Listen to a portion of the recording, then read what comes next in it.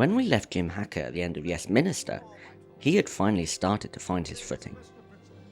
A bumbling cabinet minister, learning to fight back in a civil service jungle. But Yes Prime Minister wastes no time levelling up the political battlefield. Now, Hacker's not just running a department, he's running the country. Or at least, that's what the title suggests. Because as we quickly learn, being Prime Minister doesn't mean you have power, it just means the machinery fighting against you is even more sophisticated. Anthony Jay and Jonathan Lynn didn't just carry over the brilliance of Yes Minister, they scaled it up. The writing is just as razor sharp, but the scope is broader. International diplomacy, nuclear strategy, European negotiations, the stakes are much higher. But the satire remains rooted in bureaucracy, political spin, and the ever-present gap between public statements and private intentions. Across its two series, Yes Prime Minister deepens the satire and raises the stakes. The decisions are bigger, the consequences sharper, and the battle of wits between politician and civil servant is even more entertaining. In the first series, Hacker is new to number 10. He arrives with big ideas, only to find the Prime Minister's office is more ceremonial than commanding. Every decision must pass through layers of advisors. Technically, he gives the orders, but Sir Humphrey is the one who decides what's feasible, prudent, or in the national interest. All euphemisms for keeping things exactly the same. The challenges come thick and fast. Hacker attempts to assert his authority in areas like foreign policy, defence, and public sector reform, but learns that bold leadership often triggers backlash, diplomatic fallout, or, worst of all, bureaucratic sabotage. The series is about collision, idealism versus realism, intention versus implementation. It's a crash course on how modern government resists change not through open conflict, but through gentle suffocation. Everything sounds reasonable until it leads nowhere. By the second series, Hacker is wiser.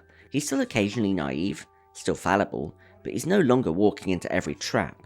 He's learned the language of political survival, how to float a policy without committing to it, how to use the media to pressure opponents, and how to delay decisions just long enough for problems to disappear or be forgotten.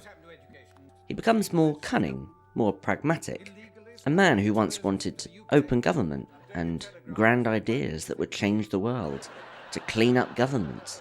Now though, he's wrestling with what that actually means. He even starts to use Sir Humphrey's own tools, ambiguity, selective truth, and backroom manoeuvring, just to push his own agenda. Meanwhile, Sir Humphrey remains as eloquent and obstructive as ever. His mission is unchanged, preserve the civil service's control over policy. But his methods are evolving.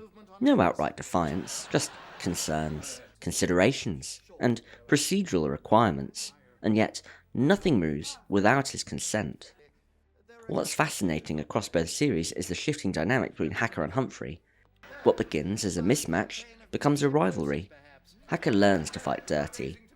Humphrey, for the first time, has to look over his shoulder. Their duels become subtler, more strategic, still polite, but with sharper knives. Then there's Bernard, no longer just the nervous go-between. As Hacker ascends to the top job, Bernard's role becomes even more precarious and more interesting. He's a civil servant trained to value loyalty to the system above all, but he's also developing a conscience, quietly appalled by the cynicism and manipulation around him. He doesn't become radical, but he evolves, from a pawn to a quiet moral compass, even if he isn't always sure how to follow it. We are also introduced to several new characters which add a bit of flavour to the cast. Dorothy Wainwright is perhaps the most important. As the PM's special political advisor, she's sharp, calm, and utterly unflappable. Unlike Bernard, who's torn between two masters, Dorothy is unequivocally on Hacker's side, but she doesn't pander. She delivers political truth with clarity and coolness. While Humphrey buries decisions in bureaucracy and Bernard dithers with diplomacy, Dorothy cuts through with tactical logic. Her presence fundamentally shifts the dynamic. She doesn't overpower Humphrey, she outthinks him.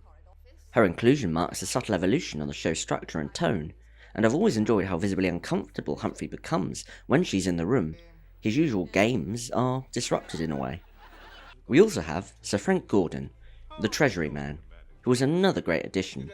On paper, he should be aligned with Humphrey, but their clashes reveal the internal rivalries of the civil service.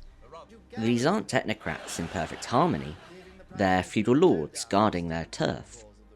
Sir Frank's dry wit and bluntness contrasts wonderfully with Humphrey's florid evasions, and he proves that Sir Humphrey's power has limits. And a personal favourite of mine is General Howard. He appears occasionally, but is a breath of fresh air. He's very blunt, patriotic, no nonsense, and immune to political spin. He speaks plainly, which makes him both refreshing and dangerous. When military issues arise, he embodies national security interests, unmoved by budget cuts or parliamentary theatre. What's interesting is off-screen the actor, Frederick Treves, had a real wartime experience. At just 17, he survived the bombing of his ship during Operation Pedestal, helped save crew members, and was awarded the British Empire Medal and Lloyd's War Medal for bravery at sea. That stoicism and weight come through in his performance, lending gravity to his every performance. Now let's talk about the core trio, Hacker, Humphrey and Bernard, and the incredible performances behind them. Paul Eddington's portrayal of Jim Hacker is remarkable, not just for its comedic timing, but for its strength and nuance. Unknown to many people, he was battling a rare form of cancer throughout the series, mycosis fungoides, which he was diagnosed when he was 28. It gradually affects the skin and can be debilitating. Yet his performance is full of energy, wit and charm. You'd never know he was unwell. He gave us a PM who was flustered, ambitious, manipulative and relatable, sometimes all in the same scene. His ability to navigate dense political dialogue while maintaining a nervous charm made Hacker a brilliantly human centre for the show. Nigel Hawthorne as Sir Humphrey elevated the role in Yes Prime Minister. Now facing a national stage, his schemes become sharper and his veneer slightly thinner. He's still smug, but now you can see the wheels turning faster. There are moments of doubt, flashes of fear, a man afraid of losing control as Hacker becomes more capable. Hawthorne's brilliance was in making verbosity compelling. What could have been tedious became thrilling. Thanks to his command of rhythm, expression and nuance, he didn't just perform the dialogue, he made it sing. No wonder he won BAFTAs for this role. He made Sir Humphrey not just a character, but an icon. And we have Derek Folds as Bernard. He delivers perhaps the most quietly affecting performance. His arc is almost entirely internal. His dilemmas between obedience and conscience, system and reform are expressed not through grand speeches, but through glances, pauses, and hesitant questions. Folds never oversells the comedy. His humour comes through truthful reactions. As Bernard begins to subtly shift his allegiance towards Hacker, it adds a layer of emotional complexity that enriches the whole series. He becomes the show's conscious, modest, conflicted, and deeply human. So what makes this Prime Minister so good? Well, above all, it's a masterclass of intelligent writing. Anthony Jay and Jonathan Lynn didn't just write jokes, they created a living model of government, populated by characters who speak with devastating insight and elegant absurdity.